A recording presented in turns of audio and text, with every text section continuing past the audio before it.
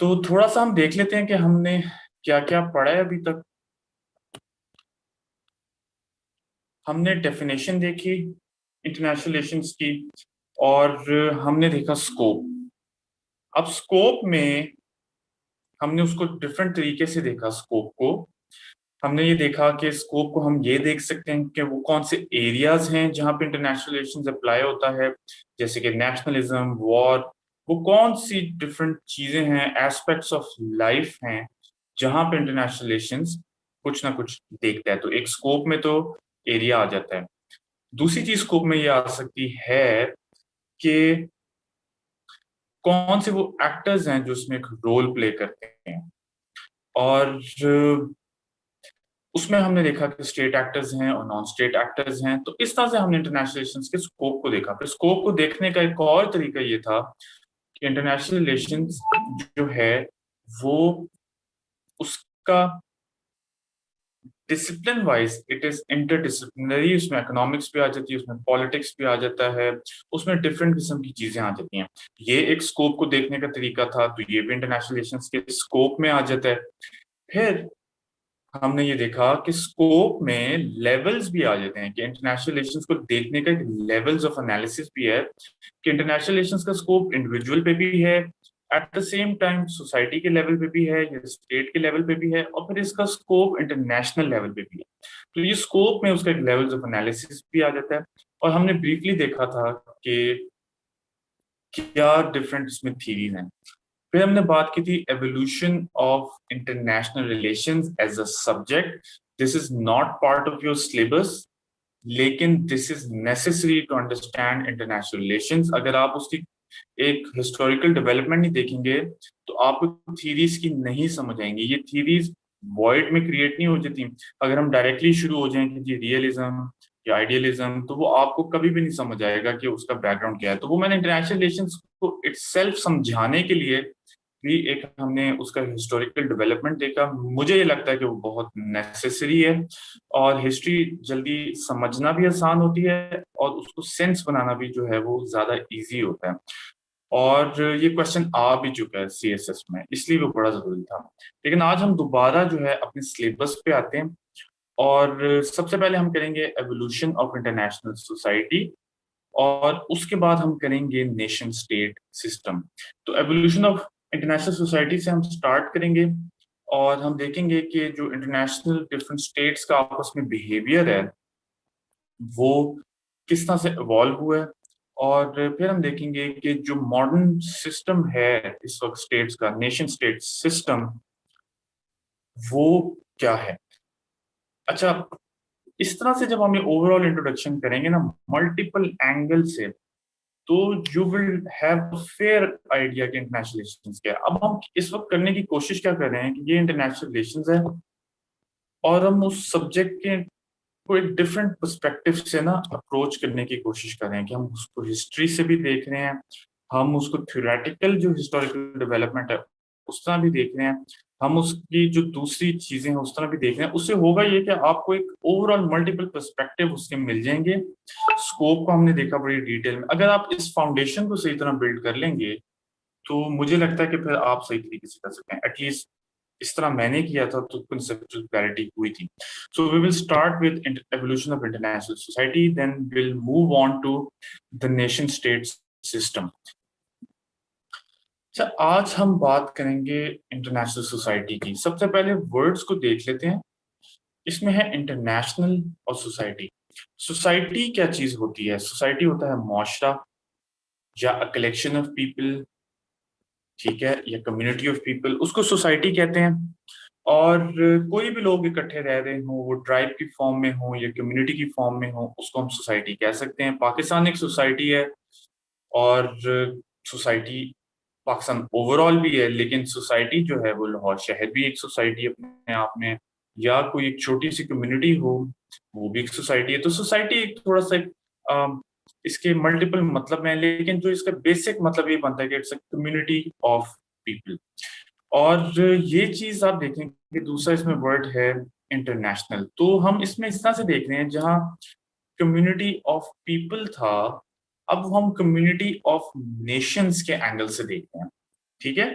ये मैं रिपीट करता हूँ, ये जरूर लिखें कि we are looking at a collection of nations, a community of nations. तो सोसाइटी में इंडिविजुअल्स की एक कलेक्शन है, ये इंडिविजुअल्स हैं, उनको जब हम कलेक्टिवली देखते हैं तो दैट बिकम्स सोसाइटी। जब हम इंटरनेशनल लेवल पे देखेंगे तो हम डिफरेंट स्टेट्स जो इंडिविजुअली एग्जिस्ट कर रही हैं उनके आपस में रिलेशन को हम जब देखते हैं तो that can be termed as international society. So the relation between those two states, three states, और the collection of states, countries और किंगडम्स और any form of political entity जो है उसको हम इंटरनेशनल सोसाइटी कह सकते हैं। तो ये इसकी कोई एक डिस्क्रिप्शन बन सकती है इंटरनेशनल सोसाइटी की। तो इसकी डेफिनेशन ये बन सकती है कि international society is an association of member states who interact across international boundaries। International society में different states जो हैं वो they interact across international boundaries। अब states वगैरह जो कॉन्सेप्ट है वो खुद बड़ा मॉडर्न है, तो हम इसको जरा शुरू करते हैं।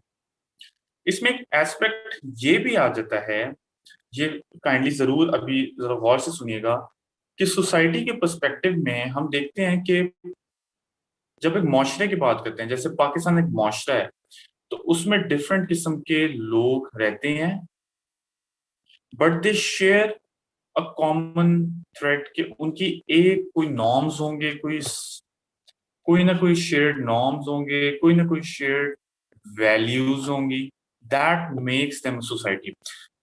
पाकिस्तान में लोग जो रहते हैं, पाकिस्तानी सोसाइटी की अपने नॉर्म्स हैं, अपनी अंडरस्टैंडिंग है जिंदगी की।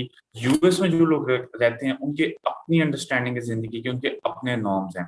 तो द पॉइंट इज कि सोसाइटी को हम इस पर्सपेक्टिव में भी देख सकते हैं कि ना सिर्फ डिफरेंट स्टेट्स जो आपस में कनेक्टेड हैं या हम उनको कलेक्टिवली देख रहे हैं, बट इट ऑल्सो डिस्क्राइब्स कि क्या उनके कोई शेयर्ड नॉर्म्स या लॉज हैं जो वो उन्होंने आपस में डिसाइड किए हुए हैं कि आपको क्या करना चाहिए या क्या नहीं करना चाहिए। नॉर्म्स क्या होते हैं? The sense of right and wrong, कि ये करना चाहिए या ये नहीं करना चाहिए। जैसे कि झूठ बोलना अच्छा नहीं तस्वुर होता, इस किस्म की चीज जो है वो नॉर्म नहीं है, ठीक है, सोसाइटी के पर्सपेक्टिव में, लोगों के तनाजुर में। लेकिन अगर हम कंट्रीज के तनाजुर में देखें तो उसमें भी कोई नॉर्म्स होंगे। तो नॉर्म्स कुछ भी नहीं है जो कोई भी लोग आपस में कोई चीज डिसाइड कर लेते हैं। और अगर हम सोसाइटी इंटरनेशनल लेवल पे देख रहे हैं तो वो चीज जो नेशंस आपस में डिसाइड कर लेती हैं। जैसे कि मॉडर्न इंटरनेशनल सोसाइटी में हम देखते हैं कि सोवरेनिटी, हम बात बात सुनते हैं कि जी आपने हमारी सोवरेनिटी वायलेट कर दी, आपने हमारी सोवरेनिटी वायलेट कर दी। जैसे इंडिया ने पाकिस्तान की सोवरेनिटी वायलेट की बालाकोट में 2019 में। अब सोवरेनिटी इटसेल्फ एक नॉर्म है, ठीक, ये जरूर एक दफा मैं रिपीट करता हूं, इसको समझिएगा। सोवरेनिटी एक नॉर्म है, उससे ज्यादा उसकी वैल्यू कोई नहीं है। नॉर्म किस तरह के डिफरेंट मुल्कों ने या लोग जो उन मुल्कों में रहते हैं उन्होंने डिसाइड कर लिया कि sovereignty is a thing. Sovereignty ये चीज है कि जी हमारी टेरिटरी पे हमारा कंट्रोल होगा, आपने उसको वायलेट नहीं करना। तो सोवरेनिटी इसके अलावा कुछ भी नहीं है, आपने बस एक चीज आपस में डिसाइड कर लिया, ठीक है। अब ये चीज है कि नॉर्म्स भी चेंज होते रहते हैं, और किसी किस्म के कोई भी जो वैल्यूज हैं वो भी चेंज होती हैं। और हम ये चीज देखेंगे कि कोई भी चीज परमानेंट नहीं होती। अगर आज हो सकता है सोवरेनिटी जो है वो एक नॉर्म है, तो हो सकता है आज से 300 साल बाद बिल्कुल ही बदल चुका हो, ठीक है। तो आपने चीजों को कोई इस तरह नहीं देखना कि ये चेंज नहीं होती, परमानेंट नहीं होती। इनफैक्ट हर ऐसी चीज जो कि आइडिया होता है वो चेंज हो जाता है, क्योंकि वो इंसान के जहन से ज्यादा बाहर उसका कोई वजूद नहीं है। हम डिफरेंट इंसान हैं, हमारे जहनों में ये आइडियाज हैं, और वो हम शेयर करते हैं तो वो हम एक सोसाइटी बन जाते हैं, और वो आइडियाज चेंज होते हैं। आप ये देखें कि यूएस में लोग रहते होंगे तो उनके जहन में आइडियाज डिफरेंट होंगे, पाकिस्तान में लोग रहते हैं तो उनके जहन में आइडियाज डिफरेंट होंगे। तो चूंकि इनकी कोई मटेरियल वैल्यू नहीं होती, कोई मटेरियल रियलिटी नहीं, आइडियाज चेंज होते हैं, और सोसाइटी के नॉर्म्स भी चेंज होते हैं, सोसाइटी की वैल्यूज भी चेंज होती हैं। क्या चीज सही है, क्या चीज गलत है, ये सारा कुछ डिफरेंट है, सारा कुछ चेंज होता है, इट्स रिलेटिव। पाकिस्तान में अगर किसी ने कोई ऐसी चीज है कि फर्ज करें कोई कपड़ों कपड़ों का एक सर्टेन एक्सेप्टेड बिहेवियर है कि कितना जो है वो आप कंफर्टेबली अपनी बॉडी शो कर सकते हैं। मे बी पाकिस्तान में ये एक सर्टेन लेवल तक एक्सेप्टेड होगा, कि इससे ज्यादा जो है वो एक्सेप्ट नहीं होगा। ऑन द अदर हैंड अगर आप यूरोप जाएं या कुछ ऐसे मुल्कों में जाएं, वहां पे एक्सेप्टेड जो नॉर्म है वो टोटली डिफरेंट होगा, और वहां पे मे बी आप अपने कपड़े बहुत डिफरेंट तरीके से पहन सकते हैं और उस पर आपको कोई बैकलैश भी नहीं आएगा। तो it's a very different world. हर जगह पे डिफरेंट आइडियाज होते हैं। इवन विद इन पाकिस्तान भी आपको accepted norms and values different मिलेंगी। ये सारी बात करने का मकसद ये है कि ऑल दिस इज रिलेटिव, और इंटरनेशनल सोसाइटी के तनाजुर में भी ये आइडियाज इवॉल्व हुए हैं। ये कभी एक नहीं थे। कभी आज जहां हम खड़े हैं, फर्ज करें आज हम यहाँ खड़े हैं, इस टाइमलाइन पे हम यहाँ खड़े हैं 2021 में, तो इससे पहले फर्ज करें 200 बीसी में there were very different norms. आज हम यहाँ खड़े में हैं, हमारे जहन में बहुत डिफरेंट कॉन्सेप्ट्स हैं। जब 16th सेंचुरी थी, बिल्कुल नॉर्म्स फर्क थे, और बाद में भी चीजें बदल जाएंगी जो कि हम अभी प्रिडिक्ट नहीं कर सकते कि वो क्या होगा। तो हम इसको इस तरह से देखेंगे एवोल्यूशनरी तौर पे कि इंटरनेशनल सोसाइटी किस तरह इवॉल्व हुई है और नॉर्म्स भी कैसे इवॉल्व हुए हैं। अब आगे बढ़ते हैं। सबसे पहले हम देखते हैं हिस्ट्री में हमने डिफरेंट एम्पायर्स के बारे में पढ़ा है, सुना है, डॉक्यूमेंट्रीज देखी हैं, या कोई ना कोई मूवीज देखी हैं। ये मेरी अपनी कैटेगराइजेशन है। ये इस तरह से आपको इसमें फर्क भी मिल जाएगी, आप खुद भी कर सकते हैं। लेकिन जो हमें एक पैटर्न देखने में आता है वो ये है। अच्छा देखें, सबसे पहले पुराना जो जमाना था, एंशियंट एरा उसको हम कह सकते हैं, उसको कहते भी हिस्ट्री के कॉन्टेक्स्ट में एंशियंट एरा ही है। और इसको हम इस तरह देख सकते हैं कि एज ऑफ एम्पायर्स था। ऑल्दो एम्पायर्स बाहर में भी एग्जिस्ट करती नहीं है, लेकिन इस टाइम पे पर्टिकुलरली कुछ इस तरह का सिस्टम था कि there were a lot of empires. तो इसको एज ऑफ एम्पायर्स हम कह सकते हैं, या एटलीस्ट मैं इसको इस तरह से परसीव करता हूँ। और इसकी टाइमलाइन हम देखते हैं कि 3600 बीसी से 500 एडी। अच्छा, अगर जिन लोगों ने सोशियोलॉजी पढ़ी है या नहीं भी पढ़ी, या वर्ल्ड हिस्ट्री का नहीं पता, उनको उनके जहन में होना चाहिए कि जब एग्रीकल्चर रेवोल्यूशन आया दुनिया में, उसके बाद ही जो है वो सोसाइटीज इस तरह से डेवलप होना शुरू हुई हैं जैसे कि आज हम देखते हैं दुनिया में। उसकी मैं आपको एक वजह बता देता हूँ कि जो कम्युनिटीज पहले एग्जिस्ट करती थी एग्रीकल्चरल रेवोल्यूशन से पहले, दे वर हंटर गैदरर्स। मोस्टली जो लोग थे वो अपनी या फॉरेजिंग करते थे। फॉरेजिंग क्या होती है कि आपको कोई भी फल लगा हुआ मिल गया, वो आपने कलेक्ट कर लिया और आपने खा लिया है। या फिर वो हंटिंग करते थे कि कोई भी जानवर आपको मिल गया, आपने उसको हंट किया, आपने खा लिया। दे डिड नॉट ग्रो प्लांट्स। ये जिस तरह हम मकई देखते हैं या हम ये सारी चीजें देखते हैं, ये एग्रीकल्चरल रेवोल्यूशन के बाद आया। और एग्रीकल्चरल रेवोल्यूशन क्या चीज थी? अच्छा, उससे पहले अब हंटिंग गैदरिंग वाले हमने लोग देखे, ये जो कम्युनिटीज होती थी हंटिंग गैदरिंग वाली, दे यूज टू मूव अराउंड, क्योंकि ये एक जगह पे फिक्स नहीं होते थे। ये अपना खाना भी ढूंढते रहते थे, और ये अपना जो जानवर थे डिफरेंट, वो भी ढूंढते रहते थे। अब उसकी एक ऑटोमेटिकली इम्प्लीकेशन क्या है कि दे यूज टू मूव अराउंड।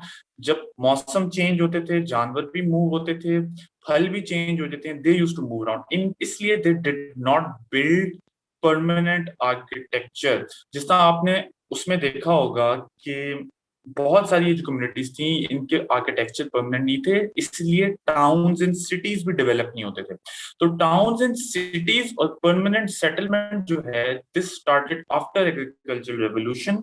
और उसकी इम्प्लीकेशन क्या थी कि कुछ लोगों ने देखा कि ये प्लांट है, हम इसको अगर खुद इसके बीज को बो दें, मतलब ये एवोल्यूशनरी प्रोसेस है हिस्ट्री का, ये कोई एक दिन में होता नहीं। ये कौन है, कौन उनको वाइल्ड तौर पे उगा हुआ मिला या वीट मिली, उसका एक बीज उन्होंने लिया, उसको जमीन में लगा दिया, उसके बाद दोबारा उसमें से वो प्लांट निकल आया। नाउ दे रियलाइज्ड कि हम जो मूव अराउंड करते हैं, हम इसको एग्रीकल्चर कर लें। और इसी प्रैक्टिस को उन्होंने मैस स्केल पे प्रैक्टिस करना शुरू कर दिया, विच रिजल्टेड इन ये फील्ड्स जो होती हैं, ये अब हम खेतों की फॉर्म में लोगों ने लगाना शुरू कर दिया। ये होना जब शुरू हुआ, now they felt the need to settle down. ये बहुत बड़ी वजह है, क्योंकि देखें अब होता क्या था कि जिस तरह कोई दरिया गुजर रहा है, इसलिए आपने देखा कि जो पुरानी जितनी सिविलाइजेशंस हैं वो दरिया के पास होती थी, जैसे कि इंडस वैली सिविलाइजेशन है। फर्ज करें कि ये दरिया है, तो जो उसके करीब ही उनकी फील्ड्स होती थी, जिससे वो दरिया से उसको पानी देंगे अपनी फील्ड्स को, और करीब ही उनकी कम्युनिटीज भी होती थी। This is the pattern that we see in ancient era या आफ्टर एग्रीकल्चर रेवोल्यूशन। अच्छा, जब ये कम्युनिटीज सेटल होना शुरू हो गई हैं, उसके बाद से दे फॉर्म्ड परमानेंट सेटलमेंट्स, और वो शहरों की जो शक्ल है वो नजर आना शुरू होती है, क्योंकि अब वो एक जगह पे रहना शुरू हो गए हैं। छोटी छोटी communities started converting into towns, town started converting into cities, और यही वो टाइम है जिसके बाद एज ऑफ एम्पायर शुरू होता है। जितने हम मॉडर्न सोशल स्ट्रक्चर्स देखते हैं, बादशाहत, एम्परर्स, ये एग्रीकल्चरल रेवोल्यूशन के बाद ही शुरू हुआ है। ठीक है, डायनेस्टीज और ये सारा कुछ जो है ना एग्रीकल्चर रेवोल्यूशन के बाद आया है। जब शहर परमानेंट, एग्रीकल्चर रेवोल्यूशन काफी पहले की बात है, ये कोई आई थिंक 10 to 12,000 बीसी से शुरू होता है। 20,000 बीसी, 10,000 बीसी, बड़ा ही ग्रेजुअल प्रोसेस है, और उसके बाद होता है ये जो इंडस वैली सिविलाइजेशन पाकिस्तान में भी है। This is one of the first post agriculture revolution society. तो कहने का मकसद ये है कि जब नए सोशल स्ट्रक्चर्स डेवलप होना शुरू हुए, तो उसके बाद जो है ये एम्परर्स और डेनेस्टीज और ये चीजें भी बनना शुरू हुई, और उसके बाद ये एज ऑफ एम्पायर्स एक प्रॉपर तरीके से आती है। और इस टाइम पे हम देखते हैं कि बड़ी बड़ी एम्पायर जो है वजूद में आती हैं। अब इजिप्शियन एम्पायर हमें पता है रिवर नाइल के अराउंड ये बिल्ड थी। ठीक है, अच्छा चलें आगे बढ़ते हैं। अब उससे होता यह है कि जब सोसाइटी सेटल्ड हो गई, तो नए सोशल स्ट्रक्चर्स भी बनना शुरू हुए। जब आर्किटेक्चर परमानेंट हो गया, तो वहां पे सोसाइटीज डेवलप होना शुरू हुई। नए सोशल स्ट्रक्चर कोई भी होता है जो नॉर्म होता है, सोशल स्ट्रक्चर्स नए डेवलप होना शुरू हुए। यहाँ से जो है शुरू होगी एम्पायर्स भी, बादशाह आना शुरू हुए, एम्परर्स बनना शुरू हुए, और उन एम्परर्स ने फिर ये इन्वेजन शुरू हुए। उस टाइम पे ये ट्रेंड हम देखते हैं। अब इजिप्शियन एम्पायर है, इजिप्शियन सिविलाइजेशन ही, इजिप्शियन एम्पायर वहां से स्टार्ट होती है। सिविलाइजेशन आप देखते हैं रिवर नाइल के अराउंड स्टार्ट होती है। एग्रीकल्चरल सोसाइटी है, और एग्रीकल्चरल सोसाइटी में बहुत बड़ी वजह जो सोशल स्ट्रैटिफिकेशन, मैं सॉरी थोड़ी और डायमेंशन में इसलिए जा रहा हूँ ताकि आप लोगों का जहन थोड़ा और भी खुले। होता यह है कि देखें, जब पुरानी कम्युनिटीज होती थी, पुरानी कम्युनिटीज में सारे लोग वही काम करते थे जो कि बाकी करते थे। जो कम्युनिटीज है ना हंटर गैदरर्स, उसमें हर बंदा वही काम कर रहा है, या वो हंटिंग कर रहा है या वो गैदरिंग कर रहा है। लेकिन बाद में हुआ ये कि सोशल स्ट्रैटिफिकेशन होगी। सोशल स्ट्रैटिफिकेशन क्या होती है? The division of a society into different classes, कि ये लोअर क्लास है, ये अपर क्लास है, या ये मिडिल क्लास है, या फिर ये बंदा ये काम करता है, ये बंदा ये काम करता है, ये बंदा ये काम करता है। ये चीज हमें सोशल स्ट्रैटिफिकेशन जो है, डिफरेंट स्टार्टर्स हमें नजर आते हैं इंडियन वर्ना सिस्टम में, जो कि वैदिक सिविलाइजेशन थी इंडिया की, जिसमें ऊपर ब्राह्मण थे पिरामिड के टॉप पे, वो सिर्फ रिलीजियस एक्टिविटीज करते थे। फिर नीचे दूसरी सोसाइटीज थी, अब उस दूसरे नीचे थे, और फिर करते करते नीचे दलित्स जो है, उसमें वैश्य, उसके स्त्री वो आती, ये इसको कहते हैं सोशल स्ट्रैटिफिकेशन। और ये एक बड़ा नेचुरल आउटकम है एग्रीकल्चरल रेवोल्यूशन का। क्यों?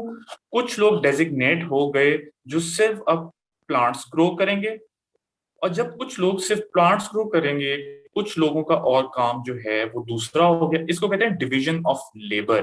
ये लेबर जो थी वो अब डिवाइड हो गई, कुछ लोग बन गए फार्मर्स, कुछ लोग बन गए कुछ और। इसी चीज की वजह से एक नए नए जो है वो स्ट्रक्चर्स बनना शुरू हो गए माशरे में, और इवेंचुअली कुछ क्लासेस के पास ज्यादा पावर भी आना शुरू हो गई।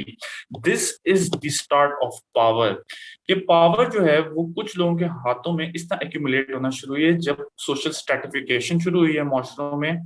सोशल स्ट्रैटिफिकेशन ज्यादा शुरू हुई है, और उसकी वजह से माशरे में डिवाइड आया। इसलिए कार्ल मार्क्स जो हैं, कार्ल मार्क्स ये बात करते हैं, इन पुरानी सोसाइटीज जो हंटर गैदरर सोसाइटीज हैं, इनको वो मेंशन करते हैं, और वो कहते हैं कि इनके अंदर इक्वालिटी भी थी। ये जो पुरानी कम्युनिटीज थी, इनको वो रेफर करके जो कम्युनिस्ट उनका एक आइडियल है वो इससे को रेफर करते थे। और वो कहते हैं कि जो ये पोस्ट जो हंटर गैदरर सोसाइटीज हैं इनके बाद जो है वो क्लास में डिवाइड हुआ। और वो कहते हैं कि देखें इसके बाद पूरी दुनिया की जो हिस्ट्री है उसमें दो क्लासेस इस तरह रही हैं, एक जो सप्रेस रहती रही और जो रूलिंग क्लास है। तो ये इस तरह से भी आप उसको समझ सकते हैं। मिडिल एजेस में फ्यूडल क्लास थी और नीचे जो थी वो दूसरी क्लास थी। मॉडर्न सिस्टम में कैपिटलिस्ट क्लास है और नीचे प्रोलेटेरिएट।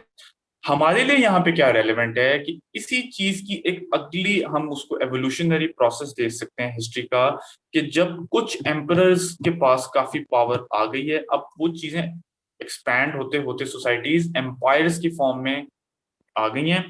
और इस टाइम पे हम देखते हैं कि इजिप्शियन सिविलाइजेशन है, पोस्ट एग्रीकल्चरल सोसाइटी है, उसमें एक एम्परर है और इजिप्शियन एम्पायर वजूद में आती है। ठीक है, फिर हम देखते हैं कि पर्शियन एम्पायर बहुत मैसिव एम्पायर थी, ये वाली देखें ये वजूद में आती है। और इसके अंदर ये आप देखें ये यहाँ से शुरू हुई और ये पूरी की पूरी फैल गई। इसने इजिप्ट के भी पार्ट्स किए और इसमें जैरसीज और इस किस्म के जो उनके बादशाह थे। ये पर्शियन एम्पायर बड़ी फेमस है। दे यूज टू वर्शिप सन और जोरास्ट्रियनिज्म, वो वहां से वजूद में आया पर्शियन एम्पायर। अगर आप में से किसी ने मूवी देखी 300 और उसमें आपने देखा होगा जो ग्रीक्स जिनसे लड़ रहे होते हैं ना, वो जो है वो पर्शियन एम्पायर थी, बहुत मैसिव एम्पायर थी। तो इस टाइम पे एक पैटर्न देखने में आता है कि जो भी एम्पायर्स हैं दे आर मैसिव, बहुत बड़ी बड़ी एम्पायर्स हैं, एक तरफ से शुरू होती हैं दूसरी तरफ से चली जाती हैं। ये देखें ये पर्शियन एम्पायर है। फिर ये रोमन एम्पायर आप देखें, रोमन एम्पायर वो सेंटर्ड इन यूरोप और ये बहुत बड़ी है। अभी अब आप मॉडर्न यूरोप अगर आप देखें वो बस इतना सा है, ये मॉडर्न यूरोप है। लेकिन रोमन एम्पायर जो है ये इसमें ये पूरा एरिया आ रहा है, ये सऊदी अरब का भी आ रहा है, ये इजिप्ट भी आ रहा है, इसमें टर्की पूरा आ रहा है, ये कॉकेसस वाला एरिया है। तो रोमन एम्पायर वाज ह्यूज और नॉर्दर्न अफ्रीका भी आ रहा है। तो उस टाइम पे हम देखते हैं कि एक there was system of empire building, constant expansionism थी। उस पर हम आगे एनालिसिस भी देखते हैं। फिर हम देखते हैं कि मैसेडोनियन एम्पायर भी थी, ये यहां से शुरू हुई। मैसेडोनियन एम्पायर थी अलेक्जेंडर द ग्रेट की, स्टार्टेड फ्रॉम मैसेडोनिया और वो करते करते इन्वेड इंडिया और पाकिस्तान पहुंच गया। और इंडिया और पाकिस्तान में आके रिवर झेलम के पास उसकी एक जंग भी हुई राजा पोरस से, और उसके बाद जो है वो आगे नहीं गया। तो झेलम तक वो आया, रिवर इंडस तक, और झेलम के पास जो है वो उसकी एक जंग भी हुई। तो उस टाइम पे हमें ट्रेंड नजर आता है कि हर कोई कांस्टेंट एक्सपैंड करने की कोशिश करता है, कॉन्स्टेंटली एक्सपैंड। ये रोमन एम्पायर इटली से शुरू हुई और वो पूरे यूरोप में एक्सपैंड की, और ब्रिटेन भी इन्होंने इन्वेड किया है, नीचे नॉर्दर्न अफ्रीका। फिर ये जो सारे पार्ट्स हैं टर्की वाले, जुडेया वगैरह जहाँ पे इजराइल वगैरह है, फिर यहाँ तक ये पहुंचे हैं। फिर अलेक्जेंडर हमने देखा कि कॉन्स्टेंट एक्सपैंड की। तो उस टाइम पे ये कोई एक ट्रेंड नजर आता है एम्पायर बिल्डिंग का। और ये उस टाइम के हम कह सकते हैं कि इंटरनेशनल सोसाइटी का एक कोई एक कॉमन उसमें जो थ्रेड नजर आता है वो ये था कि there used to be empires. इसलिए मैं इसको कह रहा हूँ एज ऑफ एम्पायर्स। इस टाइम में बड़ी मैसिव थी।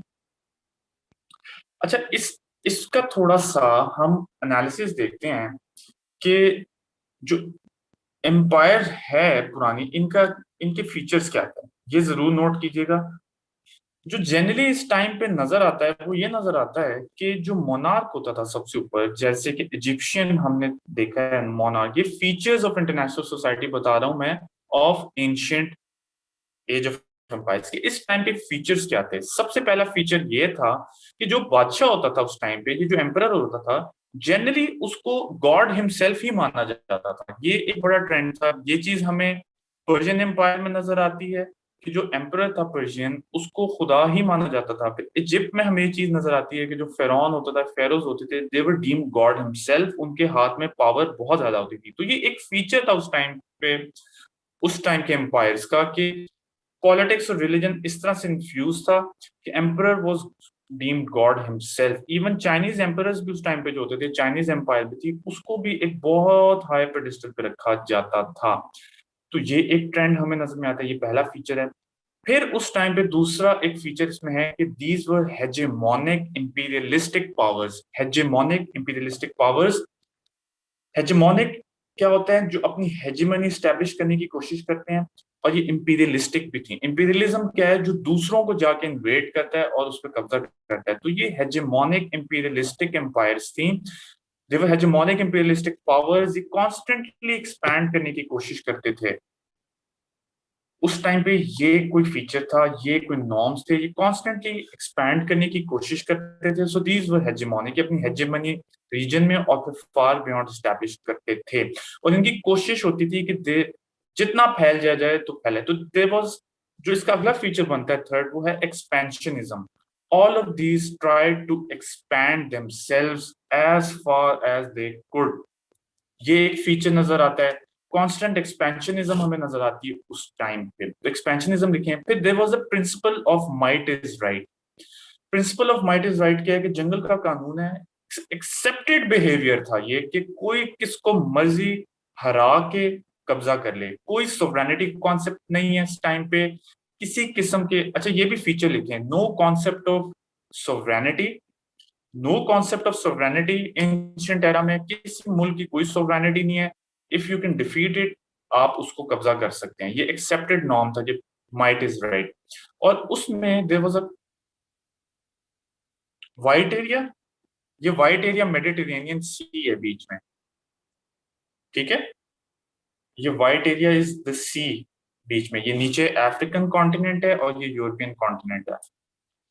तो फिर हमें अगला फीचर जो नजर आता है कि there is no concept of international law. और कोई इंटरनेशनल लॉ नहीं है। आप यहां से आए और आप पूरा का पूरा कब्जा करें, कोई आपको कुछ नहीं कह सकता। There is no concept of international law, there is no concept of, आप बना सकते हैं तो बनाएं जरूर। There is no concept of international law, there is no concept of international, there is no concept of sovereign equality. देखें, पहला feature है कि the king was deemed god himself. ज्यादातर जो बादशाह था उसको खुदा ही माना जाता था। ये एक फीचर है। हेड ऑफ स्टेट है ना, आजकल तो head of state president prime minister एक बड़ी डिफरेंट चीज है। उस जमाने का हेड ऑफ स्टेट जो है, ये हेड ऑफ गवर्नमेंट भी हुई है, हेड ऑफ स्टेट भी है, वो खुदा भी माना जाता था। ये एक अजीब सी एक प्रॉपर्टी उस टाइम पे नजर आती है। ही वॉज सो पावरफुल कि he was worshipped by his people. ये इजिप्ट में चीज है, ये पर्शियन एम्पायर में है, इवन चाइनीज एम्पायर में भी उसका काफी एक बड़ा एक स्केल था। रोमन एम्पायर में भी ये ट्रेंड नजर आया जूलियस सीजर के टाइम पे। तो हम ये देखते हैं कि उसको एक डिवाइन स्टेटस हासिल था हेड ऑफ स्टेट को। This was the first feature. Second feature is कि these were hegemonic imperialistic powers, के हेजेमनी अपनी कॉन्स्टेंटली स्टैब्लिश करने की कोशिश करते थे और उसके बाद जो है वो इंपीरियलिस्टिक भी थी। थर्ड इसका पॉइंट ये है कि they constantly try to expand themselves.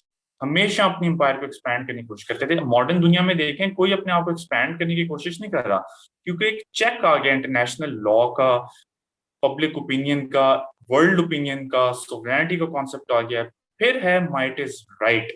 Might is right क्या चीज है? कि भाई जंगल का कानून है, आपके पास पावर है, आप जाके अगले को सब्जुगेट कर लें और लोग आपको रिस्पेक्ट भी इसी पे करेंगे और कोई आपको बुरा नहीं समझेगा। कोई मोरालिटी का उस तरह से कॉन्सेप्ट नहीं है। मोरालिटी ये नहीं है कि ये तो बहुत बुरी चीज है, बुरा अच्छा कोई चीज नहीं है। हमने रियलिज्म में भी देखा था, बुरा अच्छा कुछ नहीं है, आपके पास ताकत है, आप करें। और ये बड़ा एक्सेप्टेड नॉर्म है उस टाइम पे। फिर अगला फीचर है कॉन्स्टेंट एक्सपेंशन हो चुका है। No concept of sovereign equality, yes, no concept of sovereignty. Sovereignty का कोई कॉन्सेप्ट नहीं है और सॉवरेन इक्वालिटी का भी कॉन्सेप्ट नहीं है। हम ये बाद में देखेंगे, नेशन स्टेट सिस्टम में क्या है sovereign equality. Sovereign equality, sovereign equality क्या चीज है? कि छोटा सा मुल्क है मालदीव्स, लेकिन इतना बड़ा मुल्क है यूएस। दोनों इक्वल हैं एज मुल्क। This is known as sovereign equality. कहने का और मकसद ये है कि यूएन में दोनों का वोट बराबर है। मैं सिक्योरिटी काउंसिल के कॉन्सेप्ट में नहीं कह रहा, जनरल असेंबली के कॉन्सेप्ट में कह रहा हूं कि दोनों का देखें एक स्टेटस बराबर है, ठीक है। अच्छा, अब सॉवरेन इक्वालिटी क्या चीज है? कि मालदीव एक छोटा सा मुल्क है और यूएस एक बड़ा सा मुल्क है। दोनों जो है वो इक्वल है इंटरनेशनल फोरम पे, दोनों का एक एक वोट होगा जनरल असेंबली में। ये नहीं कि इसका साइज बड़ा है, इसकी इकोनॉमी बड़ी, वैसे उसकी पावर ज्यादा है यूएस की, ठीक है, लेकिन वोट वाइज दोनों बराबर है। This is known as sovereign equality. Maldives की भी टेरिटरी उतनी इंपॉर्टेंट है जितनी यूएस की टेरिटरी इंपॉर्टेंट है, लेकिन हमें इंटरनेशनल एज ऑफ एम्पायर्स में नजर आते हैं, एंशिएंट एरा में ऐसा कोई concept, there is no concept of sovereignty. कोई टेरिटरी किसी की कोई रिस्पेक्ट नहीं करता, कोई सोवरेनिटी नहीं है, जिस तरह जो जाता है वो एक्सपैंड करता है। इनफैक्ट नॉर्म भी यही है, राइट। इसकी सबसे क्लासिक एग्जांपल ये है कि ये जो पर्शियन एम्पायर थी, ये कॉन्स्टेंटली एक्सपैंड करी थी, और ये हमें ग्रीस नजर आता है, ये लेफ्ट पे एक्सपैंड करना चाह रही थी, ग्रीस ने इसको रोका।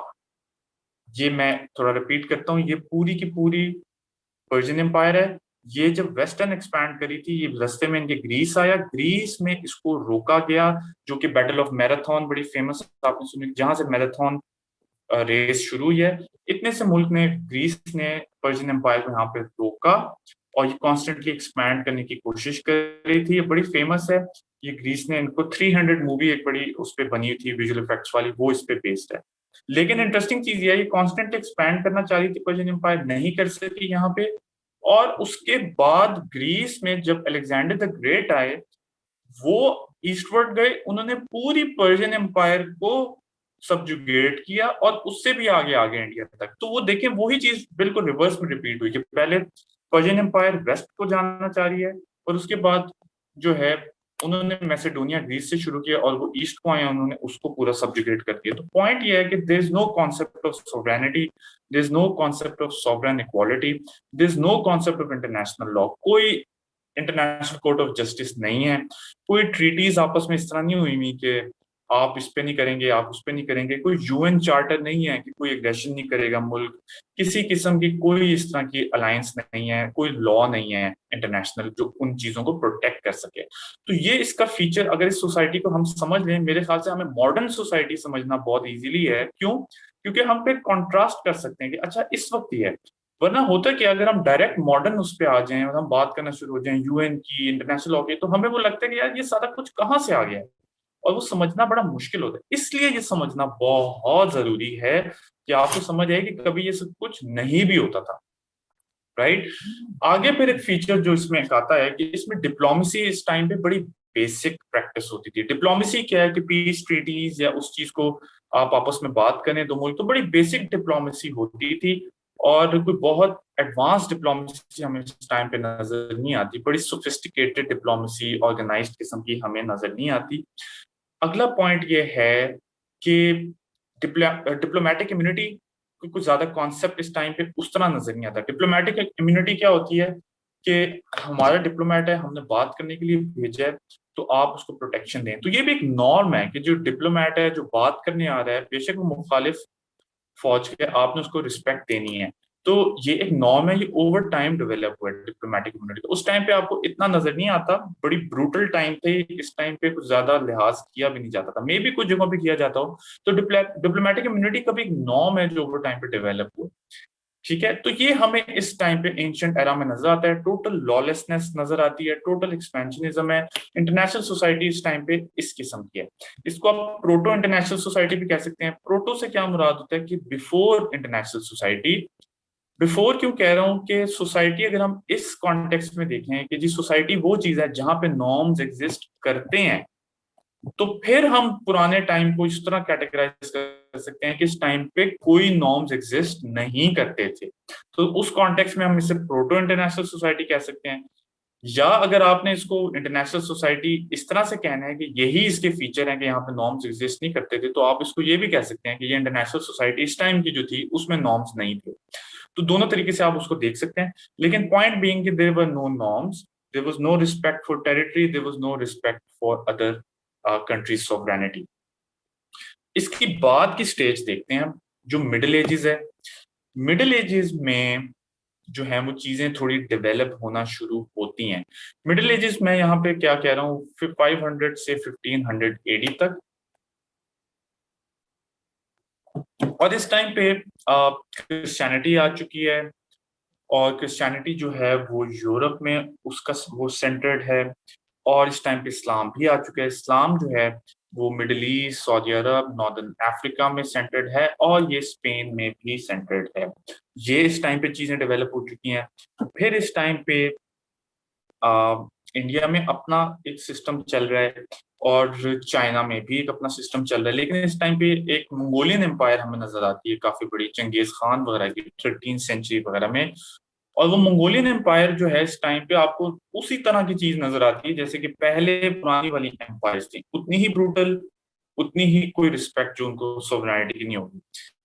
जो मेजर फीचर्स इस टाइम पे हमें नजर आते हैं कि जब इस्लाम आया, इस्लाम ने भी काफी नॉर्म्स डेवलप किए हैं, वॉर के, इंटरनेशनल बिहेवियर के काफी सारे जो नॉर्म्स हैं वो हमें इस्लाम में डेवलप होते भी नजर आते हैं। और ये आप इस्लामियात में, सीएसएस में पढ़ेंगे भी कि डिप्लोमेसी उस टाइम पे कैसे प्रैक्टिस हुई। हमें ट्रीटीज नजर आती हैं, सुलह हदेबिया देखें आप, एक ट्रीटी है। और फिर नॉर्म्स ऑफ वॉर इस्लाम में डेवलप किए गए, कॉन्सेप्ट ऑफ सिविलियन और बिलिजरेंट जो होगा वो डेवलप हुआ कि जो लड़ रहा है और जो नहीं लड़ रहा उनमें से आपने किसको प्रोटेक्ट करना है। तो हमें एक इंटरनेशनल लॉ की जो प्रैक्टिस है वो इस टाइम पे थोड़ी स्टार्ट नजर आती है कि आपने अगर किसी जगह को कब्जा कर लिया तो ये नहीं करना कि आप हर बंदे को मैसेकर कर देना है। तो इस्लाम के जो वॉर्स के प्रिंसिपल्स हैं उसमें ये कॉन्सेप्ट है कि जो आपसे जंग कर रहा है आपने सिर्फ उसी से लड़ना है।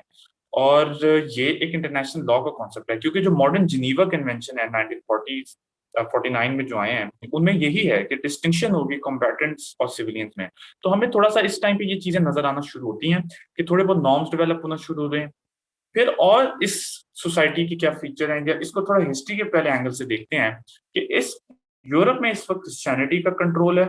और उसमें हमें देखने में नजर आता है कि एक पोप का बहुत कंट्रोल है सारे यूरोप पे। अब वो पोप बादशाह नहीं है, पोप बस एक रिलीजियस हेड है।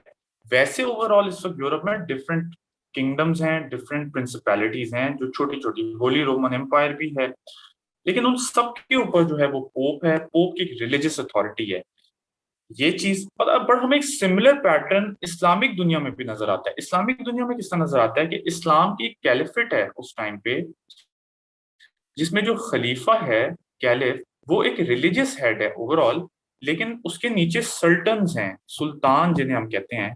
सुल्तान अपना एरिया कंट्रोल करते हैं, कोई फर्ज करें यहाँ पे सुल्तान है, लेकिन रिलीजियसली जो कैलिफ है वो उसके ऊपर है।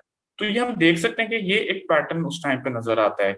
जिस तरह अगर महमूद गजनवी थे यहाँ पे तो वो सुल्तान थे, और उस टाइम पे बादशाहों को ये नीड भी फील होती थी कि जी हमें सैंक्शन ऊपर से हाथ से लो। यूरोप में नीड फील होती थी कि पोप हमें वो सैंक्शन दे ताकि हमें लेजिटिमेसी हासिल हो। और इस्लामिक जो सिस्टम है उसमें जो खलीफा होता था उसके पास रिलीजियस अथॉरिटी होती थी कि वो सल्टन्स को लेजिटिमेसी प्रोवाइड करे। तो हमें ये पैटर्न नजर आता है कि there was a supranational role of pope. Supranational के सेंस में कि छोटी छोटी प्रिंसिपैलिटीज हैं, बादशाह हैं, उनके ऊपर पोप का एक रोल है, सुप्रा नेशनल है। और दूसरी तरफ ये है कि हमें इस इस्लाम वाली साइड पे कैलिफेट्स का जो है वो एक रोल नजर आता है। ये एक उसमें थोड़ा सा सिमिलैरिटी पैटर्न नजर आती है। दूसरी चीज है कि इस टाइम पे रिलीजन का एक बड़ा इंपॉर्टेंट रोल है, क्रिश्चियनिटी का यूरोप में, और इस्लामिक कैलिफेट में, इस्लाम में रिलीजन बड़ा इंपॉर्टेंट एक रोल प्ले करेगा। और इस टाइम पे हम देखते हैं कि ये एक बाइपोलर सिस्टम, हम इसको इस पर्सपेक्टिव में जरूर कह सकते हैं, एटलीस्ट मैं इसको ऐसे इंटरप्रेट करूंगा कि क्रिश्चियनिटी और हमें वर्ल्ड के दरमियान ओवरऑल एक बाइपोलर जो है वो टेंशन एग्जिस्ट करती थी कि बेशक ये छोटे छोटे इसके अंदर प्रिंसिपैलिटीज हैं, यहाँ छोटे छोटे सल्टनेट्स हैं, लेकिन ओवरऑल इनकी आपस में जंगें भी हुई जो कि क्रूसेड्स के नाम से जानी जाती हैं। तो इसको आप एज अ मिडिल एज का बाइपोलर सिस्टम भी कह सकते हैं, क्योंकि आपस में तो ये लड़े थे इंटरेस्टिंगली कि यहाँ पे प्रिंसिपैलिटीज, फ्रांस वाले आपस में लड़े होंगे, फ्रांस वालों की इंग्लैंड से बहुत जंगें हुई, लेकिन against the Muslims middle ages में वो सारे पूल इन करके अपने रिसोर्सेज और अपनी फौजें लड़ते थे। तो there was a tension between Islamic world and the Christian world, और ये जो है वो हम देखते हैं। इसके अंदर हमें इस्लाम में कॉन्सेप्ट नजर आता है उस टाइम पे दारुल हरब और दारुल इस्लाम का। दारुल इस्लाम क्या का कॉन्सेप्ट है कि the area of Islam the abode of Islam, तो दारुल हरब द अबोर्ड ऑफ वॉर। तो जो एरिया मुसलमानों का आ रहा है उसको हम दारुल इस्लाम कह सकते हैं, उसका जो बाहर का एरिया है उसको दारुल हरब कह सकते हैं, which means the abode of war. लेकिन इसकी इम्प्लीकेशन ये बनती है कि हमें थोड़ी सी बायपोलर किस्म की टेंशन भी नजर आती हैं मिडिल एज में, स्पेशली इस सारी रीजन में। और जहां पे दो पावर सेंटर्स हमें नजर आते हैं, इस्लामिक पावर सेंटर हमें नजर आता है, दूसरा हमें European Christian based power centre नजर आता है। तो ये इस टाइम पे जो है एक हमें हिस्ट्री के एंगल से एक चीज नजर आती है। फिर इसके बाद जब ऑटोमन एम्पायर आ जाती है, तो ऑटोमन एम्पायर और वो भी वही तकरीबन चीज है, वो लीडर बन जाते हैं मुस्लिम वर्ल्ड का, यहाँ पे टर्की बेस्ड हैं, और इवेंचुअली उनकी भी क्रिश्चियन से काफी जंगी होंगी। तो ये कुछ रफली से एक हिस्ट्री मैंने उसकी एक एस्टिमेट किया है। इसके थोड़े से फीचर्स देख लेते हैं। इस टाइम पे मेरा ये ख्याल है कि जो मंगोल एम्पायर है, ये इसकी प्रॉपर्टीज बड़ी डिफरेंट थी। इसकी प्रॉपर्टीज इस तरह से डिफरेंट थी कि ये बहुत ब्रूटल थे, ये कांस्टेंट एक्सपेंशनिज्म करते थे, और इनमें वो आपको बड़ी एंशिएंट एरा वाली जो है वो प्रॉपर्टीज नजर आती हैं। अच्छा, इस टाइम तक आपको सोवरेनिटी का उसका कॉन्सेप्ट नहीं मिलता, ठीक है, सोवरेनिटी वगैरह का कॉन्सेप्ट बाद में थोड़ा बना है। तो अब इस टाइम पे देखते हैं कि क्या फीचर्स हैं। तो features of international society in the middle ages, please लिखें।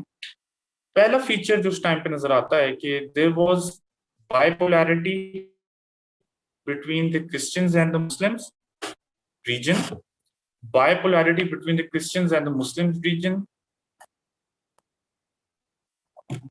दो रीजन्स हैं ओवरऑल हमें नजर आ रहे हैं, उसमें बायपोलैरिटी है,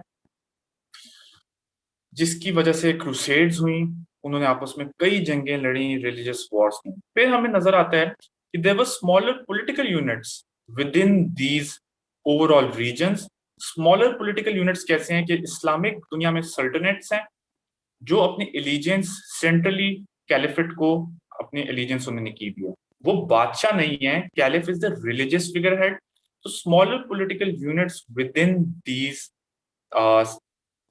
ओवरऑल सेंटर्स, जो मुस्लिम एक एरिया है और जो क्रिश्चियन सेंटर है, क्रिश्चियन सेंटर में पोप रिलीजियसली सबसे ऊपर है, और उसमें स्मॉलर पॉलिटिकल यूनिट्स हैं जैसे कि फ्रांस, होली रोमन एम्पायर, या जो भी छोटे यूरोप में है, वो सारे के सारे अपनी लेजिटिमेसी ऊपर पोप या कैलिफेट से ले रहे हैं।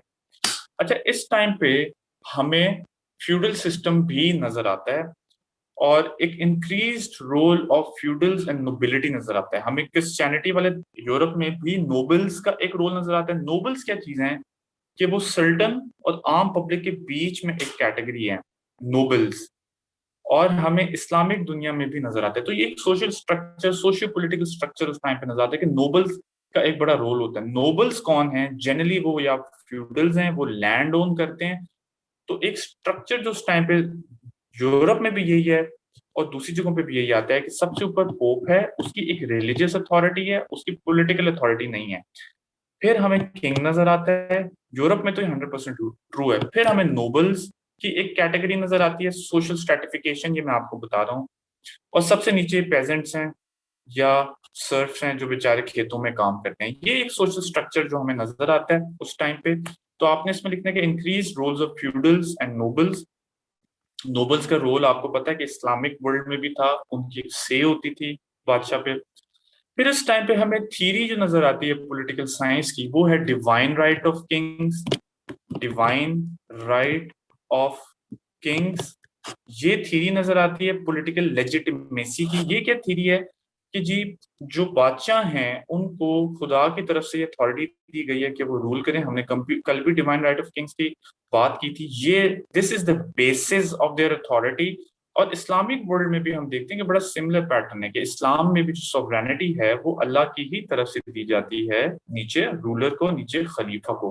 खलीफा is the representative of God. तो ये एक सिमिलर पैटर्न आपको नजर आता है इस टाइम पे, divine right of Kings, which means that God had ordained the ruler to rule। और फिर उस टाइम पे हमें एक नेक्सस भी नजर आता है, जो हमने सोशल स्ट्रैटिफिकेशन की बात की। नेक्सस क्या होता है कि किसी का आपस में इल्हाक। So there is a nexus of king, clergy and nobility के, एक तरफ किंग है, एक तरफ क्लर्जी है, और एक तरफ नोबिलिटी है। ये आपस में इनका नेक्सस है, पावर इनमें जो है वो आपस में डिस्ट्रीब्यूटेड है। क्लर्जी जो है वो पोप से अथॉरिटी अपनी लेने, क्लर्जी क्या होते हैं कि जो आगे से जो जिनकी एक रिलीजियस अथॉरिटी होती है।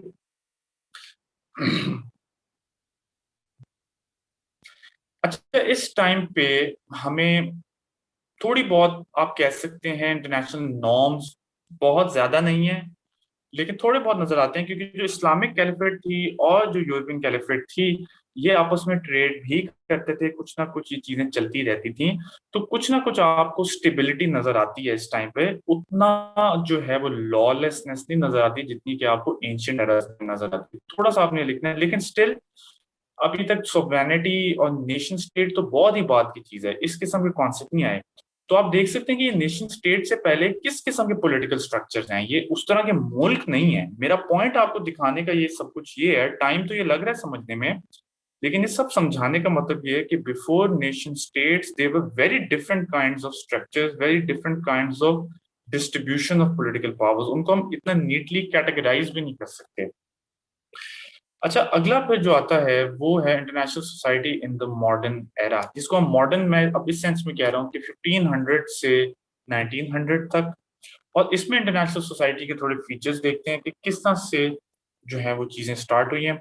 हमने पहले भी बात की थी कि रेनेसांस आ चुका है, और रेनेसांस के आने के बाद जो है वो नए नए कॉन्सेप्ट्स आ रहे हैं, फिर आहिस्ता आहिस्ता जो है वो ये कॉन्सेप्ट आ रहा है, एनलाइटनमेंट का एरा आता है कि जी लोगों को राइट देना चाहिए रूल करने का, तो डेमोक्रेसी का भी एक आहिस्ता आहिस्ता कॉन्सेप्ट आ रहे हैं। रेफॉर्मेशन आ जाती है। रेफॉर्मेशन क्या चीज है कि प्रोटेस्टेंट रेवोल्यूशन है, प्रोटेस्टेंट रेवोल्यूशन आ जाता है यूरोप में, वहां पे वैसे कैथलिक हैं, वो हम बाद में थोड़ा सा बात करेंगे।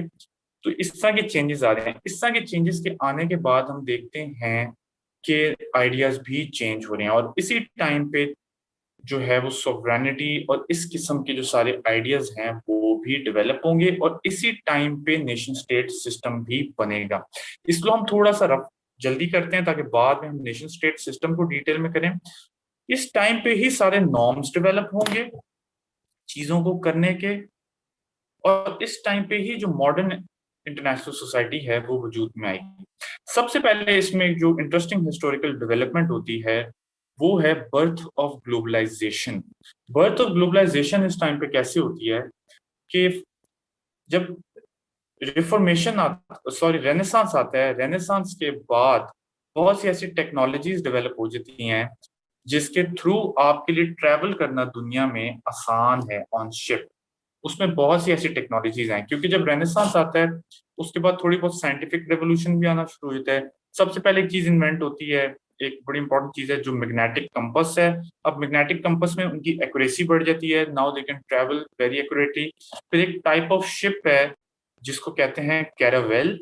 अब वो कैरावेल जो है वो बड़ी इंटरेस्टिंग शिप है, वो बहुत फास्ट भी है, पानी में ट्रेवल करने के लिए दूर तक भी जा सकती है, और दूसरी चीज ये कि वो विंड फ्लो के ऑपोजिट डायरेक्शन में भी जा सकती है या उसको और तरीके से यूज कर सकती है। तो इस तरह की टेक्नोलॉजी जब आती हैं that allows Europe to travel farther in the seas, यहाँ से स्टार्ट होती है एज ऑफ एक्सप्लोरेशन, जिसमें वो एक नया रास्ता तलाश करने की कोशिश कर रहे हैं। यहाँ पे हमने बात की ऑटोमन एम्पायर है, यूरोपियंस ऑटोमन एम्पायर को बाईपास करके तो वो इंडिया पहुंचने की कोशिश करें, जो ये रास्ता इवेंचुअली वास्को डिगामा जो है वो डिस्कवर भी करेंगे, और इसी तरह यूएस भी डिस्कवर होगा, मतलब अमेरिकन कॉन्टिनेंट। तो ये सारा कुछ इस टाइम पे हो रहा है, this is the birth of globalisation, क्योंकि ट्रूली जो है पूरी दुनिया इससे कनेक्ट होगी। इनकी इस एज ऑफ एक्सप्लोरेशन की वजह से ही पूरी दुनिया आपस में कनेक्ट हो जाएगी ट्रेड रूट्स में।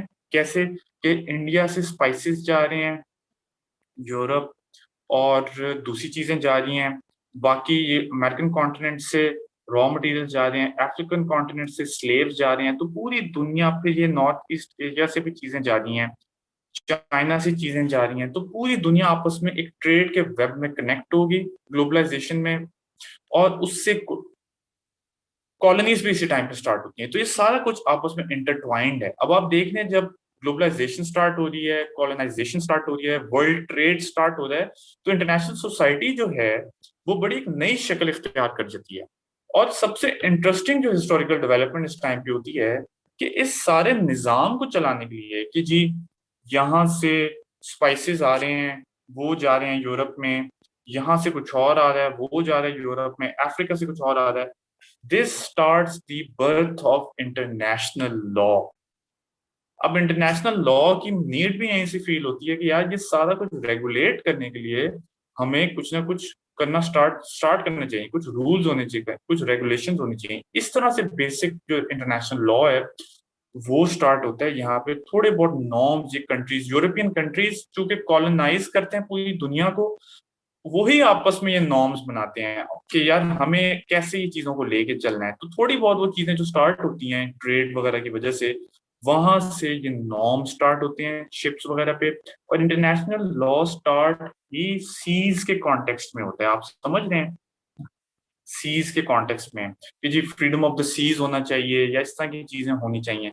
तो सीज के कॉन्टेक्स्ट में आता है सबसे पहले, कॉलोनाइजेशन ग्लोबलाइजेशन के कॉन्टेक्स्ट में आता है। तो ये भी एक नॉर्म है। तो आप देख रहे हैं कि कैसे आहिस्ता आहिस्ता चीजें डेवलप हो रही हैं, ठीक है। कैसे एक जो हिस्टोरिकल डेवलपमेंट है ग्लोबलाइजेशन की, एज ऑफ एक्सप्लोरेशन की, उसके साथ कॉलोनाइजेशन की, उसके साथ कैसे नॉर्म्स भी डेवलप करने की उनको नीड फील होती है ताकि अपनी पूरी दुनिया की जो वर्ल्ड ट्रेड का सिस्टम है उसको चला सके। एक चीज, इसके साथ जब रेनेसांस आता है उसके बाद स्टार्ट काफी जो है ना वो फिलोसॉफिकल थिंकिंग भी स्टार्ट हो जाती है। और रेनेसांस से स्टार्ट होते होते नए नए आइडियाज वजूद में आते हैं। हमने देखा थॉमस हॉब्स, और उसके बाद एज ऑफ एनलाइटनमेंट, और फिर स्टार्ट होते हैं दूसरे आइडियाज जैसे डेमोक्रेसी और ये। उसके साथ ही फिर कॉन्सेप्ट आ जाता है सॉवरेनिटी का भी। वो हमने देखा था, जॉन बोडीन की बुक थी, उन्होंने सॉवरेनिटी का कॉन्सेप्ट पहली दफा थोड़ा सा सॉलिडिफाई किया कि जी सॉवरेनिटी भी एक चीज होनी चाहिए कि जिसकी टेरिटरी है वो कंट्रोल करे, उसके नॉर्म्स हो और उसका सारा कुछ कंट्रोल हो। तो इस तरह से जो है वो चीज स्टार्ट होती है। इसी टाइम पे ट्रीटी ऑफ वेस्टफेलिया भी होती है जो कि नेशन स्टेट सिस्टम को वजूद में ले आएगी, वो भी हम देखते हैं, वो हम बाद में जरा देखेंगे। और इस तरह से जो है ना ये एक सिस्टम चलता है, ये नेशन स्टेट सिस्टम है, ये हम थोड़ा सा बाद में देखते हैं। तो इस टाइम पे इस तरह से चीजें इवॉल्व होती हैं, ये भी आपने अपने जहन में रख लेनी है। अगला एरा जो हम इंटरनेशनल सोसाइटी के रेवोल्यूशन में देखते हैं या एवोल्यूशन में देखते हैं वो है 20th सेंचुरी। 20th सेंचुरी में इंटरनेशनल सोसाइटी जो है वो काफी डेवलप हुई है, काफी नॉर्म्स भी डेवलप हुए हैं और काफी कुछ अब सॉलिडिफाई हो गया। इतने नॉर्म्स डेवलप हो गए हैं कि we almost almost take them for granted. आज अगर कोई मुल्क किसी पे हमला करता है, किसी की बाउंड्री जो है वो वायलेट करता है, सॉवरेनिटी वायलेट करता है, तो हमें वो बड़ा अजीब लगता है कि यार ये इसने क्या किया, ये तो बड़ा गलत है। लेकिन अब आप इसको एज ऑफ एम्पायर से कंपेयर करें, अब हम इसकी थोड़ी डेवलपमेंट देखते हैं कि मॉडर्न इंटरनेशनल सोसाइटी की क्या नॉर्म्स हैं या किस तरह से एवोल्यूशन हुआ है। सबसे पहले ये देखेंगे वर्ल्ड वॉर वन हुई। वर्ल्ड वॉर वन के बाद हमने देखा है कि लीग ऑफ नेशंस बनी। लीग ऑफ नेशंस ने इस सारे एग्रेशन को कंट्रोल करने की कोशिश की। फिर इस टाइम पे हम देखते हैं कि इंटरनेशनल लॉ भी डेवलप होता है, और इन सारी जो वॉर्स वगैरह को कंट्रोल करने के लिए भी इंटरनेशनल लॉ डेवलप होता है। इंटरनेशनल लॉ इसलिए भी डेवलप होता है कि मुल्कों के जो आपस में डिस्प्यूट्स हैं जिसकी वजह से ये सारा कुछ इशू हो रहा है, हम इंटरनेशनल सिक्योरिटी में भी देखें, उसको कंट्रोल किया जाए और इन चीजों को थोड़ा सा रिस्ट्रेन किया जाए। फिर वर्ल्ड वॉर टू होती है।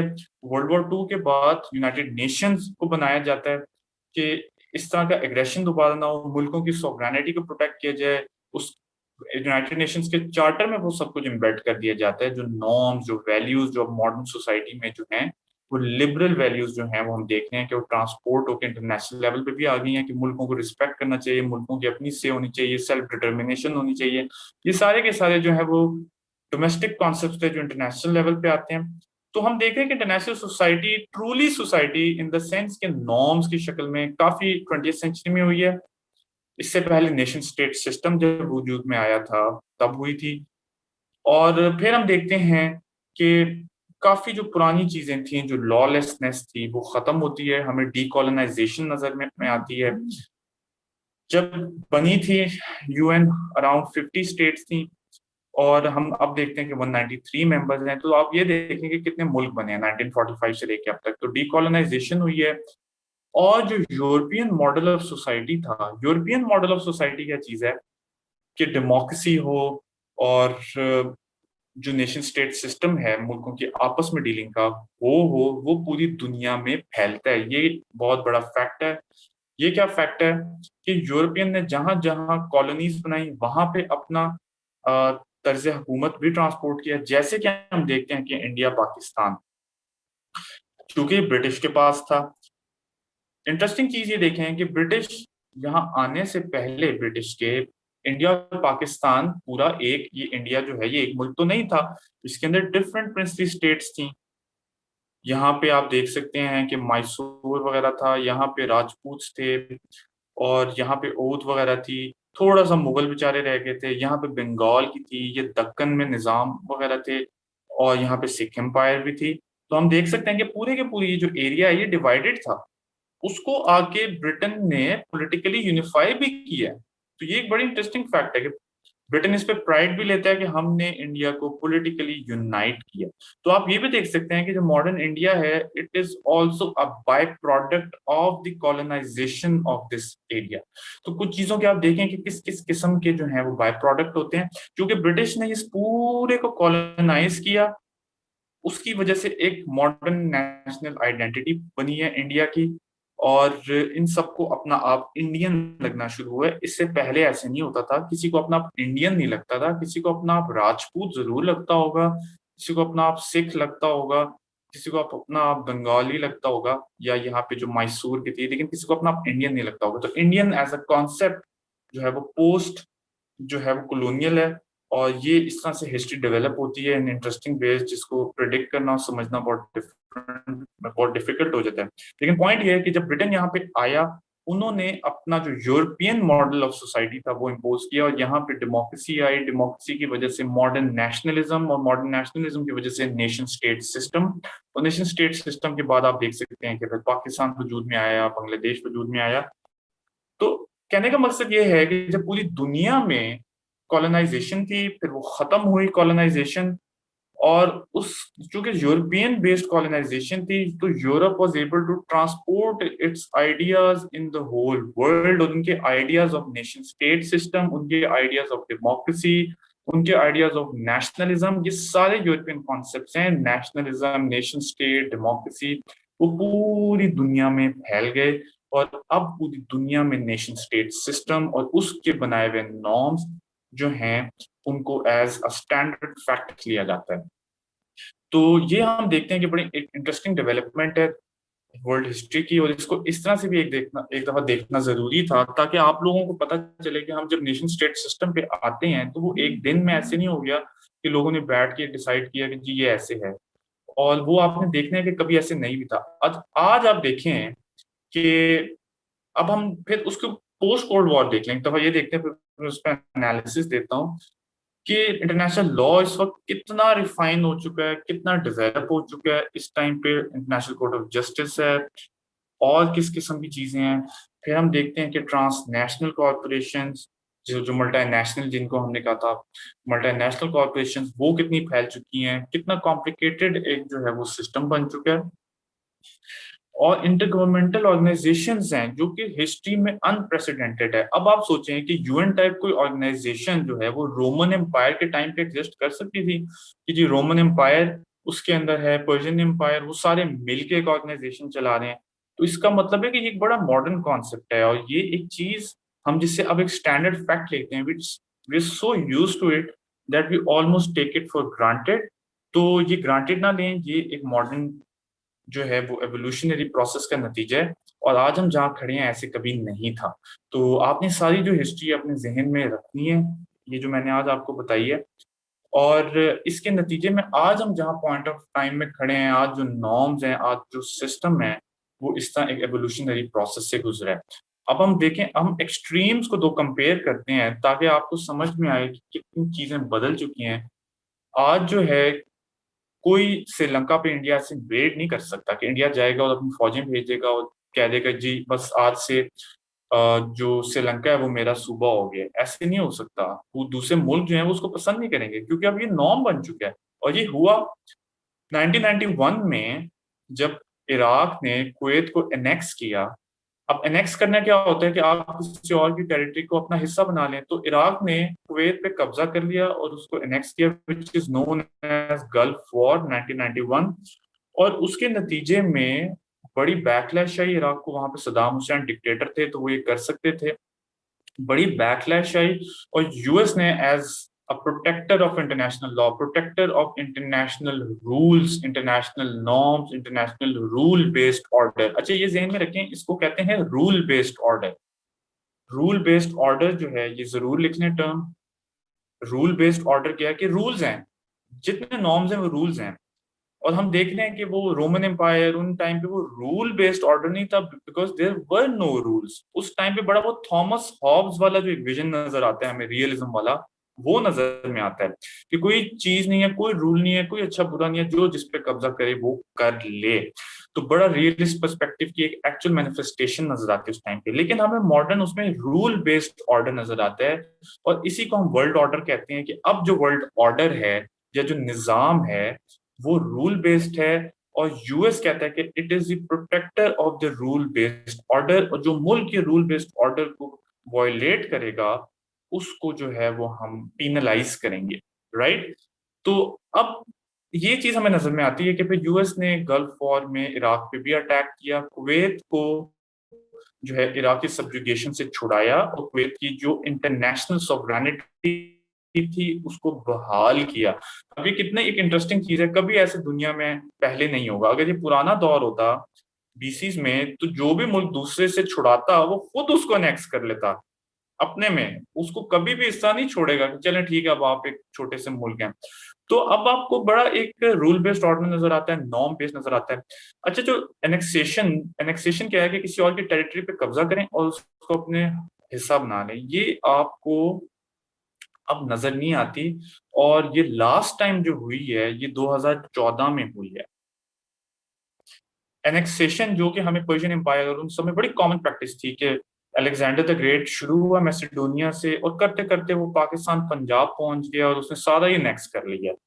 लेकिन ये चीज अब बहुत बुरी समझी जाती है, और ये यूएन के चार्टर में भी ये अब इलीगल है एज इंटरनेशनल लॉ। ये लिख लें, आर्टिकल 24 ऑफ यूएन चार्टर कहता है, मुझे एग्जैक्ट वर्ड्स सॉरी अगर मैं गलत भी कह दूं तो वो आप देख लीजिएगा। ये article 24 is a piece of international law, और वो ये कहता है कि no state will threat the territorial integrity और political independence of any other state. तो ये यूएन के चार्टर में आता है आर्टिकल 24, जो कि ये इलीगल करता है सबके लिए। ये इलीगल करता है सबके लिए कि it is illegal for anyone to threat the territorial integrity of other states या पॉलिटिकल इंडिपेंडेंस। टेरिटोरियल इंटेग्रिटी या पॉलिटिकल इंडिपेंडेंस, जो कि आप सोचें कि जो रोमन्स को कोई कहता कि ये आपने नहीं करना टेरिटोरियल इंटेग्रिटी, या वो हंसते सारे कि यार ये आप किस किस्म की बात कर रहे हैं। तो अब ये आर्टिकल 24 एक यूएन के चार्टर में एक चीज है और वो इलीगल करता है। लेकिन रशिया ने 2014 में, अभी वेट करें, कश्मीर का और तरह का मसला है जी, उसको एनेक्स ही किया, आप उसे यही कह सकते हैं, एनेक्स ही किया इंडिया ने आर्टिकल 370 को खत्म करके। Yes that is annexation. लेकिन जो प्योर एक एनेक्सेशन की एक इंडियन एग्जांपल है, हाँ, 2014 में रशिया ने क्राइमिया एनेक्स किया यूक्रेन की। ये एग्जांपल जरूर लिखें। आर्टिकल 24 होता है कि no member state shall threat, no member state shall threat the territorial integrity और the political independence of any other state. ये थोड़े बहुत वर्ड्स तो वेरिड होंगे कि किसी की टेरिटोरियल इंटेग्रिटी किसी मुल्क की और किसी की पॉलिटिकल इंडिपेंडेंस को थ्रेट नहीं करेगा। तो मॉडर्न दुनिया में यूएन चार्टर के तहत ये लीगल हो चुका है। 2014 में ये जरूर एग्जांपल लिखे हैं, रशिया ने क्राइमिया को नेक्स्ट किया। क्राइमिया जो है वो हिस्सा था यूक्रेन का, वो ब्लैक सी में, और वो जो है वो रशिया ने उसको नेक्स्ट कर लिया। इसको भी यूएस ने बड़ा एक वो परसीव किया कि यार ये तो आपने इंटरनेशनल नॉर्म वायलेट किया, ये तो आपने रूल बेस्ड ऑर्डर को थ्रेट किया। तो यूएस कहता है कि Russia threaten the rule based order. तो यूएस का पर्सपेक्टिव है, और 2014 के बाद यूएस ने रशिया पे इसलिए सैंक्शन भी लगाए हैं। यूएस जो अपने आप को इस मॉडर्न ऑर्डर का, जो हम एक एवोल्यूशनरी प्रोसेस से पहुंचे हैं, उसका जो है वो प्रोटेक्टर कंसिडर करता है। यहाँ पे हमारा जो है एवोल्यूशन जो है वो खत्म होता है और फिर हम नेशन स्टेट सिस्टम पे आते हैं। And nation state system is the part of modern rule based order. बड़ा अच्छा क्वेश्चन अब आता है कि what about US itself entering into Iraq without security council permission. Yes, US को खुद उसकी हिपोक्रिटिकल फॉरेन पॉलिसी है, और यूएस की हिपोक्रिटिकल फॉरेन पॉलिसी की वजह से ही चाइना, रशिया, इन सारे मुल्कों को स्पेस मिली है। एंड यूएस जो एक वर्ल्ड लीडर था, yes, US is also violator of rule based order 110%। और यूएस की ये जो हिपोक्रिटिकल और सेल्फ डिफीटिंग किस्म की पॉलिसी है, उसकी वजह से US as a world leader अपना जो स्टेचर है वो खत्म कर चुका है। और आप लोगों ने जहन में ये रखना है कि जो इराक वॉर है 2003 में, that is the marking point कि जब यूएस अपनी जो एक अथॉरिटी थी वर्ल्ड लीडर की वो खो चुका है। क्योंकि देखें, जो लीडर होता है वो एक एग्जाम्पल सेट करता है।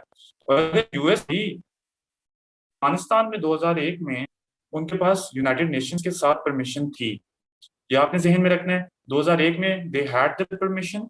2003 में जब इराक उन्होंने इन्वेड किया, कोई ऐसा उनके पास रेजोल्यूशन नहीं था, ज्यादातर मुल्क उसके खिलाफ थे। US is itself a threat to world rule based order. वो मुल्कों की सॉवरेनिटी वायलेट करता है, वो मुल्कों को बुली भी करता है, और वो पूरे पूरे उसने आर्टिकल 24 की वायलेशन की है।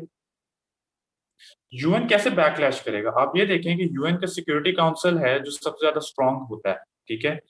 ठीक है, अब सिक्योरिटी काउंसिल सबसे ज्यादा जो है वो लीग ऑफ नेशंस जो है वो अब डिफंक्ट हो चुकी है, अब एग्जिस्ट नहीं करती, अब सिर्फ यूनाइटेड नेशंस करती है। लीग ऑफ नेशंस पहले होती थी, और वो हम पढ़ेंगे वो बाद में जब प्रॉपर उसकी हिस्ट्री आएगी ना। अभी तो मैं बस आपको एक जनरल ओवरव्यू दे रहा हूँ। यूएस इसलिए अकाउंटेबल नहीं है बिकॉज ही इज, या it is the strongest nation in the world. और रियलिज्म यही कहता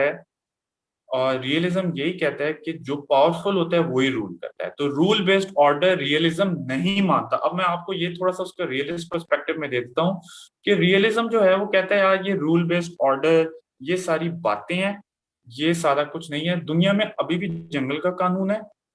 Y US thinks itself is protector of most issues, because US के अंदर एक सेल्फ राइचियसनेस है। सेल्फ राइचियसनेस क्या होती है? जब आपको ये स्टेट ऑफ माइंड लगे कि मैं ठीक हूँ, आई एम मॉरली करेक्ट, और मुझे दूसरों को भी ठीक करने की जरूरत है, ये सेल्फ राइचियसनेस होता है। और यूएस की जो फॉरेन पॉलिसी है ना, yes, white man burden, US की फॉरेन पॉलिसी में ये एक एलिमेंट नजर आता है, बड़ा रिलीजियस किस्म की एक थिंकिंग कि जी हमने दुनिया को ठीक करना है। अच्छा, वर्ल्ड ऑर्डर कुछ भी नहीं है। वर्ल्ड ऑर्डर मीन्स कि इस वक्त दुनिया में निजाम क्या है। तो हमने जो इंटरनेशनल सोसाइटीज देखी हैं वो सारे वर्ल्ड ऑर्डर्स थे, और उनमें डिसऑर्डर भी बहुत नजर आता है, लेकिन ये डिफरेंट।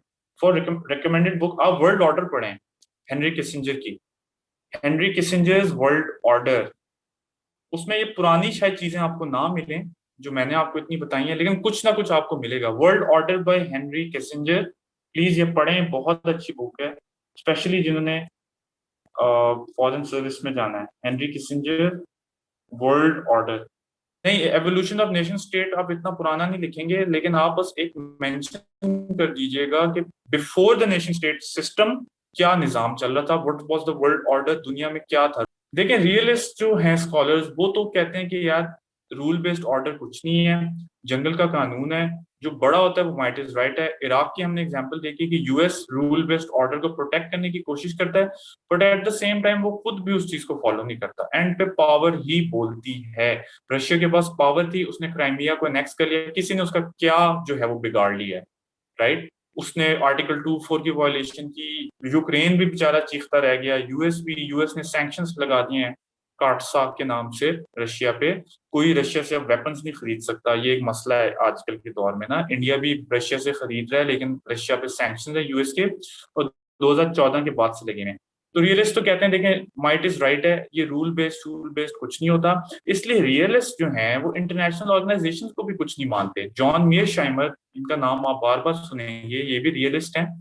ये कहते हैं कि ये इंटरनेशनल ऑर्गेनाइजेशंस ऐसे फारिग होती हैं, इनका इनसे कुछ नहीं होता। वो सीधी बात करते हैं जो आप कर रहे हैं कि यूएन ने क्या किया है, कुछ भी नहीं किया। वो कहते हैं कुछ भी नहीं। उनका एक आर्टिकल है, वो हम जब रियलिज्म में आएंगे तब मैं सब आपको शेयर भी करूंगा चीजें। नाम उसका नाम ही है the false promise of international organisation. False promise, ये बस वादा है, फॉल्स प्रॉमिस है, होना शोना कुछ नहीं है। हम जो ये बात करते हैं ना यूएन ने क्या किया है, यूएन तो यूएन कुछ नहीं करती रियलिस्ट पर्सपेक्टिव में, कि यार फायदे कोई नहीं, बेकार है। लेकिन लिबरल पर्सपेक्टिव में रूल बेस्ड ऑर्डर आता है, इंटरनेशनल ऑर्गेनाइजेशन आती है, इंटरनेशनल लॉ आता है, वो ये कहती हैं कि नहीं, इंटरनेशनल ऑर्गेनाइजेशंस बड़ा एक इंपॉर्टेंट रोल प्ले करती हैं, एक रूल बेस्ड ऑर्डर है, और इंटरनेशनल लॉ जो है वो मुल्कों को कंस्ट्रेन करता है। तो ये दोनों जो एंड्स हैं, ये डायकोटमी जो है ये चलती रहती है। और ये सबसे मेजर डायकोटमी है जो इंटरनेशनल रिलेशन पे चलती है, कि रूल बेस्ड ऑर्डर क्या है, उसको किस तरह प्रोटेक्ट किया जा सकता है, उसको कैसे किया जा सकता है, छोटे मुल्कों पे कोई मुल्क एग्रेशन ना करे, क्या करे। और दूसरी तरफ रियलिस्ट पर्सपेक्टिव है जो कि कहता है कि नहीं, इस तरह कुछ भी नहीं होता। लेकिन आपने दोनों से ही सोचना है, आपने ये नहीं सोचना कि रियलिज्म ही ठीक है। Yes, realism makes the most sense, कि यस कोई जंगल कोई वो नहीं है, जंगल का ही कानून है। यूएस खुद रूल बेस्ड, गल्फ वॉर में उसने इराक को वहां से निकाला, खुद इसने इराक पे हमला किया। उसकी वजह यह है कि देखें, मॉडर्न दुनिया में इतना भी आसान नहीं है कि आप किसी भी मुल्क को अनेक्स कर लें। वर्ल्ड पब्लिक ओपिनियन एक चीज है। अगर यूएस ने इराक पे अटैक किया है तो यूएस को बैकलैश होता है, और यूएस का जो एक इंटरनेशनल स्टेचर था वो खत्म हुआ है। और उसके बाद से चाइना को बहुत स्पेस मिली है पूरी दुनिया में अपनी एक वैल्यू बनाने की और अपने आप को इस्टेब्लिश करने की। और रशिया भी इसीलिए स्पेस को ले पाया और रिसर्जेंस कर पाया कि यूएस का जो एक स्ट्रॉन्ग होल्ड था, एक लीडरशिप थी, वो खत्म हुई है। देखें, अगर लीडर ही ये चीज करेगा तो फॉलोअर्स क्या करेंगे? सही है। और इस पे बड़ा आर्टिकल्स लिखे गए हैं फॉरेन अफेयर्स मैगजीन में कि यूएस ने इराक वॉर के बाद अपनी लीडरशिप खो दी, लीडरशिप खो दी। ये सारा कुछ जो है नफी है यूएस की अपनी फिलॉसफी की, जो 20th सेंचुरी में वर्ल्ड वॉर 2 के बाद उन्होंने अप्लाई की थी।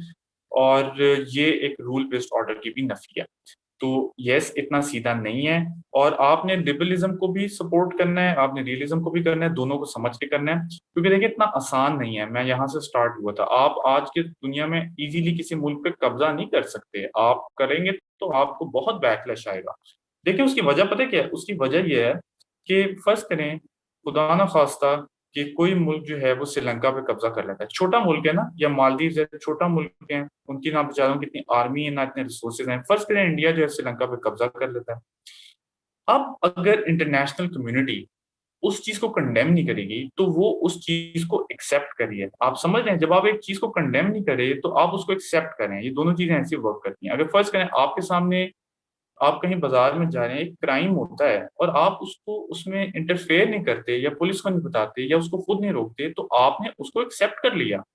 तो आपने एक नॉर्म को जन्म दिया कि ये करना एक्सेप्टेबल है। तो जब श्रीलंका पे कोई कब्जा कर लेगा और उसको कोई कंडेम नहीं करेगा, तो वो eventually it will come back to haunt other countries as well. क्योंकि वो एक नॉर्म बन जाएगा कि किसी भी मुल्क पे कब्जा करो, कोई मसला नहीं। इस वजह से ये एक कलेक्टिव ही चीज वर्क करती है, रूल बेस्ड ऑर्डर। तो कहीं ना कहीं उसमें भी हकीकत है कि रूल बेस्ड ऑर्डर की भी कुछ ना कुछ रियलिटी है मॉडर्न दुनिया में, वरना मुल्क छोटे छोटे सरवाइव नहीं कर सकते आजकल। जैसे पहले जमाने में हमने देखा है इंटरनेशनल, उसमें क्या होता था, जो जिस पे मर्जी कब्जा करता था कोई कंडेम नहीं करता था, कुछ ऐसी बैकलैशिंग नहीं आती थी। लेकिन वर्ल्ड पब्लिक ओपिनियन एक इम्पॉर्टेंट चीज है। और वर्ल्ड पब्लिक ओपिनियन ही है कि ये जो डिप्लोमेटिक फ्रंट्स पे चीजें करने की कोशिश कर रहे होते हैं, पब्लिक ओपिनियन बड़ी इंपॉर्टेंट चीज है। पहले नहीं होती थी एक जमाने में, एज ऑफ एम्पायर्स में।